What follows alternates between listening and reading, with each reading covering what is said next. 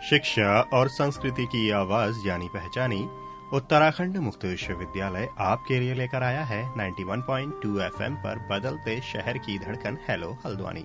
दोस्तों, हेलो हल्द्वानी एक सामुदायिक रेडियो है जिसे आप 91.2 मेगाहर्ट्ज की फ्रीक्वेंसी पर सुन पाते हैं और इस रेडियो को आप तक लेकर आता है उत्तराखंड मुक्त विश्वविद्यालय। इस रेडियो पर हम समुदाय और समाज से जुड़ी हुई कई तरह की जानकारियां, उनके अपने मुद्दे, उनकी समस्याएं, उन समस्याओं के समाधान आप तक लेकर आते रहते हैं। तो वहीं उत्तराखंड मुक्त विश्वविद्यालय के विद्यार्थियों की जानकारी के लिए भी कई तरह के कार्यक्रम और उत्तराखंड मुक्त विश्वविद्यालय से जुड़ी हुई कई तरह की सूचनाएं भी हम इस रेडियो पर लेकर आते रहते हैं।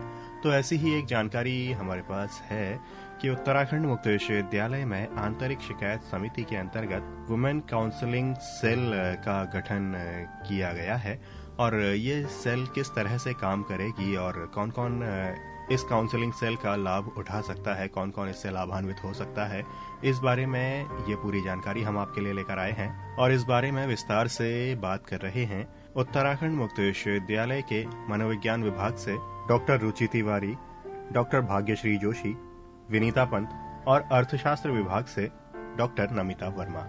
तो दोस्तों, पेश है आपके लिए ये कार्यक्रम। मीनाक्षी जी के एक शेर के साथ आज के कार्यक्रम की शुरुआत करते हैं कि औरत ने जब भी बात की अपने हुकूक की, दुनिया ने साथ मिलकर कहा मुतमईन रहो।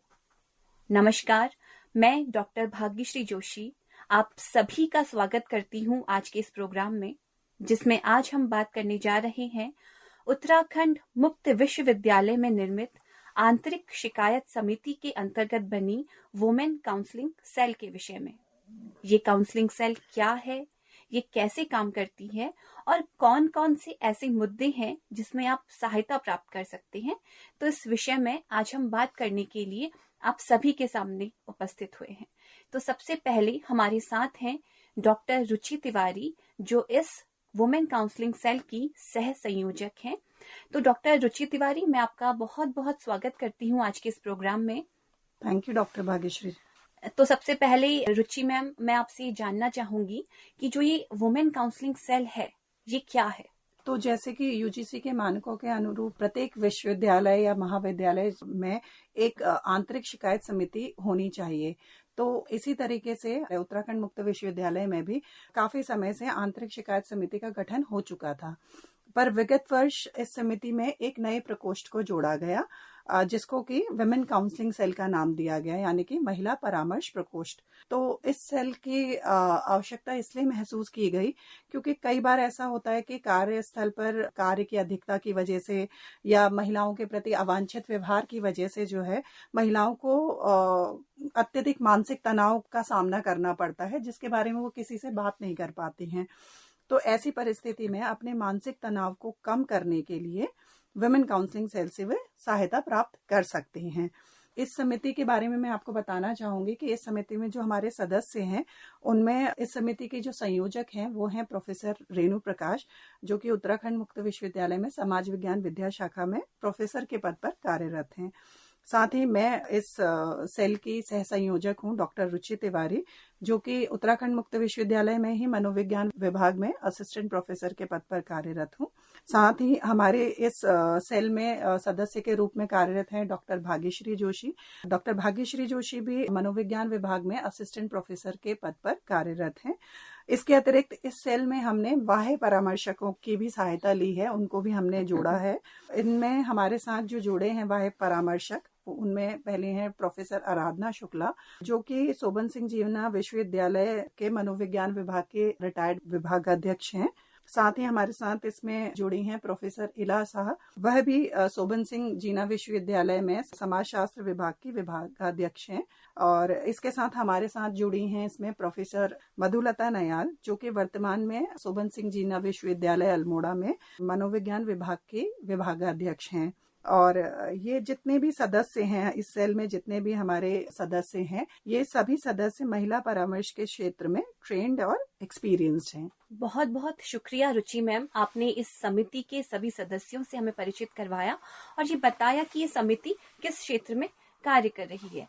जैसा कि सबसे पहले मैंने जिस शेर के साथ इस कार्यक्रम की शुरुआत की थी, तो वो शेर ये कहता था कि महिलाओं ने, औरतों ने जब भी अपने अधिकारों की बात करी, अपने अधिकारों के बारे में जानना चाहा, उसके बारे में बात करनी चाहिए, तो सारी दुनिया ने मिलकर कहा कि तुम्हें चुप रहना चाहिए और तुम चुप रहो। लेकिन ऐसा बिल्कुल भी नहीं है। ये समिति आपको मौका देती है बोलने का, आपको मौका देती है कि आप साझा कर सकें अपनी परेशानियों को, जिन परेशानियों का सामना आज आप अपने घर में, अपने कार्यस्थल पे कर रहे हैं। तो इन्हीं कुछ मुद्दों को लेकर के आज हमारे साथ जुड़े हुए हैं उत्तराखंड मुक्त विश्वविद्यालय के मनोविज्ञान विभाग से विनीता पंत और उत्तराखंड मुक्त विश्वविद्यालय के अर्थशास्त्र विभाग से डॉक्टर नमिता वर्मा मैम। मैं आप दोनों का स्वागत करती हूँ इस कार्यक्रम में। धन्यवाद। Thank you so much ma'am. तो आप लोगों को यहाँ पर लाने का उद्देश्य यही था कि हम बात कर सके, हम जान सके कि कार्यस्थल पर महिलाओं से जुड़ी हुई समस्याएं कौन कौन सी हो सकती हैं, कौन कौन सी ऐसी समस्याएं हैं जिनका सामना उनको करना पड़ता है, कौन से ऐसे मुद्दे हैं जो उनके बीच तनाव का कारण बनते हैं। तो सबसे पहले मैं डॉक्टर नमिता वर्मा से ये जानना चाहूंगी कि मैम आपको क्या लगता है कौन कौन सी ऐसी समस्याएं हैं, क्योंकि आप अर्थशास्त्र विभाग से जुड़ी हुई हैं, तो मैं अर्थशास्त्र विषय को आधार मानते हुए भी ये जानना चाहूंगी कि क्या ऐसी समस्याएं हो सकती हैं जिनका एक सामना महिलाओं को करना पड़ता है। आप क्या कहना चाहेंगी इस बारे में? Thank you so much doctor Bhagyashree, आपने मुझे आज यहाँ पे बुलाया, इनवाइट किया और मुझे बोलने का मौका दिया। एक्चुअली देखिए कि आजकल की जो भागदौड़ भरी जिंदगी है, वैसे तो समय की कमी सबके पास ही है, पर सबसे बड़ा सवाल तब खड़ा हो जाता है जबकि दोनों हस्बैंड वाइफ को वर्किंग होना पड़ता है। आज की महंगाई के दौर में जहाँ इतना सारी चीजें महंगी हो गई हैं, बच्चों की एजुकेशन से लेकर जो बेसिक एमिनिटीज हैं उसको पूरा करना बहुत मुश्किल हो गया है।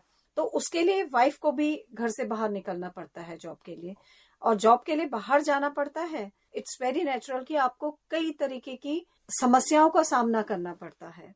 और जैसे कि आपसे कह रही हूँ कि महंगाई का दौर है, तो एक सैलरी से तो हमारा घर चलाना बहुत मुश्किल है। घर चलाना मुश्किल है, औरत को बाहर जाना है, तो कई तरीके की समस्याएं उसने फेस करनी है। जैसे मैं सबसे पहले बात करूं तो जो हमारी सोशल लाइफ है, वहां कहीं ना कहीं हम लैक फील करते हैं कि अगर हमें सोशल इन्विटेशंस होते हैं तो हम जा ही नहीं पाते हैं। तो हमारी जो सोशल लाइफ है वो कहीं ना कहीं दब रही है। दो इकोनॉमिकली हम बढ़ रहे हैं, एजुकेशनल सिस्टम जो है हमारा वो बढ़ रहा है, पर कहीं ना कहीं उसी के साथ अगर आप ये देखेंगे मेडिकल फील्ड्स की अगर बात करें तो हमारी ये जो रिप्रोडक्शन जो है वो कम होता जा रहा है। क्यों, किस लिए? क्योंकि आजकल क्या होता है कि पहले ये सोचते हैं कि पहले हम अपना करियर बना लें, शादी हो जाती है, करियर कहीं ना कहीं पे सिर्फ इसलिए स्टक हो जाता है कि हमें अपनी फैमिली भी आगे बढ़ानी है। और इसकी वजह से क्या है कि हमारा रिप्रोडक्शन रेट भी कम हो रहा है ना, एजुकेशन बढ़ी है, इकोनॉमी हमारी बढ़ रही है, पर कहीं ना कहीं हम ये फील करते हैं कि हमारे में ओवरऑल जो है वो कमी आ रही है। हम अपनी फैमिली को टाइम नहीं दे पा रहे हैं, हम अपने पे टाइम नहीं दे पा रहे हैं, अपने बच्चों को प्रॉपर केयर नहीं कर पा रहे हैं, क्योंकि फुर्सत ही नहीं है। आज के सिनेरियो की अगर हम बात करें तो हम सेल फोन, मोबाइल या इंटरनेट को बुरा कह रहे हैं कि ये it is a curse for us, for a kids. क्यों? क्योंकि बच्चे उसी को देख रहे हैं, पेरेंट्स के पास टाइम ही नहीं है। जी बिल्कुल। तो इसी से तनाव जो है वो महिलाओं में ज्यादा बढ़ जाता है, क्योंकि उनको घर के साथ साथ ऑफिस और बच्चे सब चीजों को मैनेज करना पड़ता है। जी बिल्कुल, बहुत अच्छी तरीके से आपने बताया कि किस तरीके से जो घर से जुड़ी समस्याएं हैं उनको लेकर के किस प्रकार से अगर कोई महिला कार्यस्थल पे आ रही है तो उसको किस तरीके से परेशानी का सामना करना पड़ सकता है। तो इसी श्रृंखला में आगे बढ़ते हुए मैं विनीता पंत से जानना चाहूंगी कि उनको क्या लगता है, क्योंकि वो भी एक महिला है और वर्किंग है, तो उनको क्या लगता है कि वो किस तरीके से कार्यस्थल में किसी महिला को समस्या का सामना करना पड़ सकता है। तो विनीता मैम, महिला को एक संवेदनशील वर्ग से तो पहले से ही जोड़ के देखा जाता है। तो समाज में अगर वो कहीं पे भी जाती हैं तो उन्हें शारीरिक, मानसिक उत्पीड़न का सामना कई बार करना पड़ता है। कई बार उन्हें ऐसे तनावपूर्ण स्थितियों को देखना पड़ता है जिसकी वजह से वो खुद को कमजोर महसूस करती हैं, या फिर ये हमारा जो समाज है वो उनको उस तरह का महसूस कराने में मजबूर कर देता है। और जो छवि एक महिला की बनी हुई है, इस वजह से क्या होता है कि वो महिलाएं अपने अपनी बात को खुलकर नहीं रख पाती, जैसा कि डॉक्टर रुचि तिवारी ने भी कहा था कि यही हमारा सेल का भी उद्देश्य है, क्योंकि महिलाएं अपनी बात को रख नहीं पाती हैं, यही कारण से वो दब जाती है। बहुत सारे ऐसे कारण होते हैं जिनके कारण से वो अपने में घुट कर रह जाती हैं, जो कि नहीं होना चाहिए। अगर हम मनोवैज्ञानिक कारणों को भी देखें तो अगर हम तनाव को दबा लेते हैं तो कई सारे मानसिक रोग हमारे में पनपने लगते हैं। तो उन चीजों को रोकने के लिए जरूरी है कि वो अपने जो मुद्दे हैं उनको सामने बता पाए, उनको खुलकर रख पाए। अगर हम कार्यस्थल से भी जोड़कर देखते हैं या हम विश्वविद्यालय स्तर की भी बात करें तो यहाँ पे छात्राएं भी होती हैं, महिला शिक्षक भी होती हैं, इसके अलावा बहुत सारी वुमेन एम्प्लॉयज होती हैं जो यहाँ पे होती हैं। तो हर किसी को अपने अपने स्तर पे कुछ ना कुछ उत्पीड़न का कहीं ना कहीं सामना करने को मिलता है। तो वो उसको फेस कैसे करें, ये कई बार उनके लिए डिफिकल्ट हो जाता है। अब कार्यस्थल में अगर हम बात करें कि महिलाओं को किस तरह की समस्याओं का सामना करना पड़ता है, तो उसमें कई बार हम देखते हैं कि लिंगात्मक भेदभाव जो होता है वो कहीं ना कहीं अभी भी मौजूद हमें दिखता है। जो पुरुष सहकर्मी होते हैं उनके या फिर पुरुष छात्र होते हैं उनके कंपैरिजन में क्या होता है कि कई बार महिलाओं को कमतर आंका जाता है, जिस वजह से कई बार काम के बंटवारे की बात हो या फिर कुछ बड़ी जिम्मेदारियां देने की बात हो, वहां पे महिलाएं पीछे रहने लगती हैं या उनको पीछे कर दिया जाता है, जिस वजह से कई बार वो डीमोटिवेट हो जाती हैं। और ये जो डीमोटिवेशन है कई बार उनके आगे जाके उनकी जो करियर ग्रोथ है या फिर उनकी खुद की जो सेल्फ एस्टीम है उसको बनाने में दिक्कत करता है। फिर हम देखते हैं कि फिजिकल या वर्बल या सेक्सुअल हैरेसमेंट जो होता है वर्क प्लेस में, वो भी कई बार महिलाओं को झेलना पड़ता है। जैसे कि कई बार इस तरह का अगर हैरेसमेंट उनके साथ हो रहा है तो वो ऐसी स्थिति में होती है कि या तो उनके कोई बॉस हो सकते हैं उनके साथ में, या उनका कोई ऐसा सहकर्मी हो सकता है जिनसे उनका वर्क प्लेस में इतना जुड़ाव होता है कि उनके साथ उनकी बातचीत, उठना बैठना बहुत ज्यादा जरूरी होता है। और ऐसी स्थिति में वो उस सिचुएशन से बच नहीं सकती हैं, या फिर उनको नौकरी का भी जरूरत है। उनको मतलब जैसे कि मैम ने बताया कि आर्थिक स्थिति आजकल की ऐसी है कि महिलाओं को जरूरत है कि वो पैसे कमाएं, तो ऐसी स्थिति में उनको डर होता है कि कहीं उन्हें नौकरी से ना निकाल दिया जाए या फिर इस तरह की जो स्थिति होती है, तो यहाँ पे वो अपने को दबा लेती हैं और जो भी उनके साथ हरेसमेंट होता है उसको वो कहीं ना कहीं झेल रही होती हैं, या हम कहें कि जबरदस्ती वो उस चीज को अपने पे ले रही होती हैं। और अभी भी हम देखते हैं कि 99% केसेस ऐसे होते हैं एक्सप्लॉयटेशन के, हरासमेंट के, जो रिपोर्ट नहीं हो रहे होते। शायद उनके यही सब कारण होते हैं। अगर हम आज के डिजिटलाइजेशन वाले युग की बात करें तो मैम देखिए, जैसे यहाँ पे ओपन डिस्टेंस लर्निंग है, तो फोन है या फिर जो भी मतलब डिजिटल हमारी ईमेल आईडी है, फोन है, ये सब मतलब पब्लिक यहाँ पे होता है कि हर किसी के पास हमारा नंबर होता है, हर किसी के पास हमारी ईमेल आईडी होती है। तो ऐसे में कई बार ऐसा भी होता है कि जो साइबर क्राइम के केसेस होते हैं वो भी छात्राओं को हो या फिर जो महिला एम्प्लॉयज हैं उनके साथ इस तरह के केसेस भी कई बार सामने आने लगते हैं, क्योंकि जो व्हाट्सएप ग्रुप्स होते हैं उसमें हर बच्चे का नंबर भी होता है। हालांकि अब थोड़ा व्हाट्सएप में इस तरह को लेकर सिक्योरिटी आ रही है, पर अभी तक ये चीजें देखने को आ रही थी कि कई बार नंबर इतना पब्लिक हो जाता है कि वहां पे भी उनको बार बार फोन कॉल्स आ रहे हैं, टाइम में टाइम कॉल्स आ रहे हैं, वीडियो कॉल्स तक भी आने लगते हैं। तो इस तरह का एक्सप्लॉयटेशन भी उनको देखने को मिलता है। और जो वर्किंग आवर्स होते हैं वो कई बार इतने फ्लेक्सिबल नहीं होते हैं, तो टाइम बे टाइम घर पहुंचना या फिर वहां पे सेफ्टी का मुद्दा, ये सारी चीजें भी उनको देखने को मिलती है। तो ये जो सारे रीजंस हैं वो कहीं ना कहीं उनके अंदर तनाव की स्थिति लेके आते हैं कि उनको इस जमाने में कंधे से कंधा मिलाकर चलना भी है, आगे भी बढ़ना है और इसको फेस भी करना है। तो ऐसी स्थिति में उनके सामने जो कॉन्फ्लिक्ट आता है वो उनको कई बार तोड़ देता है, या फिर उनको समझ में नहीं आता है कि उनको कैसे डिसीजन लेना चाहिए, कैसे उनको अपनी करियर में भी ग्रोथ करनी है और घर को भी बैलेंस करके चलना है। तो मुझे लगता है ये सब मुद्दों को डील करने के लिए जो हमारा ये वुमेन्स काउंसलिंग सेल है ये काफी मददगार होगा, सहयोगी होगा, ताकि वो अपने मुद्दों को डील कर सकें। बिल्कुल विनीता, बहुत अच्छी आपने बात बताई कि कितने सारे मुद्दे हैं जो एक महिला को परेशान कर सकते हैं, तनाव में ला सकते हैं। तो इन विषय में सोचने की बहुत जरूरत है। तो जो हमारी ये वुमेन काउंसलिंग सेल है, तो इसका जो मुख्य ध्येय है, मुख्य उद्देश्य है, यही है कि आप अगर किसी तनाव से जूझ रहे हैं, किसी परेशानी से जूझ रहे हैं, आपको लग रहा है कि आपके घर की स्थितियां ऐसी हैं जिनका फर्क आपके कार्यस्थल पर पड़ रहा है, आपके कार्यस्थल में कोई आपको परेशान कर रहा है, तो इन मुद्दों को लेकर के आप बात कर सकते हैं, इन मुद्दों को आप साझा कर सकते हैं और अपनी समस्या का समाधान पा सकते हैं। दुनिया में कोई भी चीज ऐसी नहीं है या कोई भी समस्या ऐसी नहीं है जिसका कोई समाधान ना हो।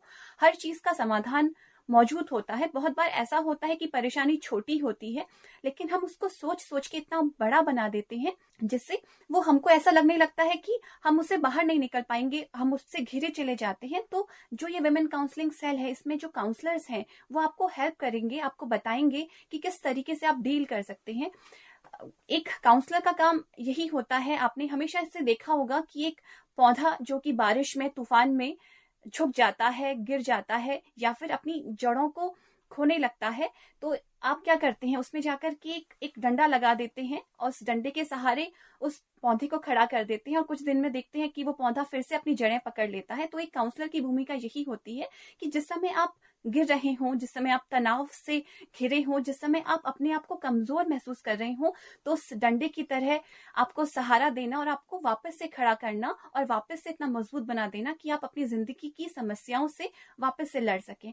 तो यही इस काउंसलिंग सेल का उद्देश्य है। तो रुचि मैम, इसके अलावा आप कुछ और कहना चाहेंगी? जी बिल्कुल। जैसा कि डॉक्टर विनीता ने भी बताया और डॉक्टर भाग्यश्री ने भी बताया, बात करने से कई सारी जो समस्याएं हैं उसका समाधान भी हमारे पास होता है। काउंसलर आपको समाधान बताता नहीं है, काउंसलर आपकी बात सुनता है। आप बात बताते बताते समाधान तक भी पहुंच जाते हैं और आपको पता भी नहीं चलता है। तो जब भी कोई ऐसी समस्या हो, कोई भी परेशानी हो, तो आप काउंसलर की सहायता जरूर लें, क्योंकि बात बताने से आधा बोझ जो है वो आपका हल्का हो जाता है। तो जो हमारा वुमेन काउंसलिंग सेल है, इसमें हमने एक ईमेल आईडी का भी निर्माण किया है, किस तरीके से आप हम तक अपनी बात पहुंचा सकते हैं। इसके लिए हमने एक ईमेल आईडी बनाई है, femalecounselingcell@gmail.com। इसके अलावा मैं डॉक्टर रुचि तिवारी और डॉक्टर भाग्यश्री जोशी, हम आपसे विश्वविद्यालय में भी मिल सकते हैं। रूम नंबर 118 पे मैं डॉक्टर रुचि तिवारी आपसे मिल सकती हूँ और रूम नंबर 120 में डॉक्टर भाग्यश्री आपसे मिल सकती हैं। आप इस मेल आईडी के थ्रू हमसे टाइम भी ले सकते हैं, और अगर आप विश्वविद्यालय में कार्यरत हैं तो आप हमसे पर्सनली आकर के भी मिल सकते हैं, बात कर सकते हैं। आपके लिए सहायता मौजूद रहेगी। और अगर कभी आपको ऐसा लगता है कि हाँ, हम आमने सामने बात नहीं कर सकते, फेस टू फेस बात नहीं कर सकते, तो आप इस ईमेल आईडी पर भी हमें मेल कर सकते हैं। बिल्कुल, जैसा कि डॉक्टर रुचि तिवारी ने बताया कि आप ईमेल करके हमें अपनी समस्या के बारे में बता सकते हैं और आपकी जो भी समस्याएं होंगी उस समस्या के अनुरूप आपको हम लोग टाइम दे देंगे या फिर आपसे बात कर लेंगे। तो इस तरीके से आप ईमेल का सहारा ले सकते हैं। और जैसा कि उन्होंने बताया कि रूम नंबर्स आपको बताए 118 और 120, इस पर भी आकर आप संपर्क कर सकते हैं। तो इस पूरे प्रोग्राम का जो मुख्य उद्देश्य था वो यही था कि आपको बताया जा सके कि विश्वविद्यालय में एक ऐसी काउंसलिंग सेल का निर्माण भी किया गया है जिससे कि आप अपनी समस्याओं को साझा करें और अपनी समस्याओं के समाधान ले सकें। ये जो सेल है, इसमें कोई भी महिला कर्मचारी या छात्रा आती है और वो हमें अपनी समस्या बताती है, तो वो समस्या पूर्णतः गोपनीय रखी जाएगी। जब हम एज ए काउंसलर वर्क करने लगते हैं तो ये हमारी एक ओथ होती है कि हम किसी भी तरीके की जो हमारे क्लाइंट की बातें हैं उसको हम किसी और तक पहुंचने न दें। पूरी तरीके की कॉन्फिडेंशियलिटी रखी जाती है, पूरी तरीके की गोपनीयता रखी जाती है। इस ईमेल आईडी में भी अगर आप अपना मेल लिखते हैं, अपनी समस्या हमें बताते हैं, तो ये भी किसी अन्य के द्वारा नहीं खोली जाएगी। ये सिर्फ जो समिति के सदस्य हैं, सिर्फ समिति के सदस्य में भी सिर्फ मैं, डॉक्टर रुचि तिवारी और डॉक्टर भाग्यश्री जोशी, हम दोनों ही इन समस्याओं को पढ़ेंगे और हमारे द्वारा ही आपसे बात की जाएगी। तो बस यही एक और मुझे इसमें ऐड करना था। बिल्कुल, बहुत सही बात आपने बहुत सही समय में कही डॉक्टर रुचि मैम। यही था बस आज आप सभी के लिए कि हमसे जुड़े रहिए, अपनी समस्याओं को साझा कीजिए, अपनी समस्याओं को बताइए, समाधान लीजिए और जो इस समिति का उद्देश्य है वो सार्थक हो जाएगा। तो आज के लिए बस इतना ही। हम सभी की तरफ से आपको ढेर सारा प्यार और नमस्कार।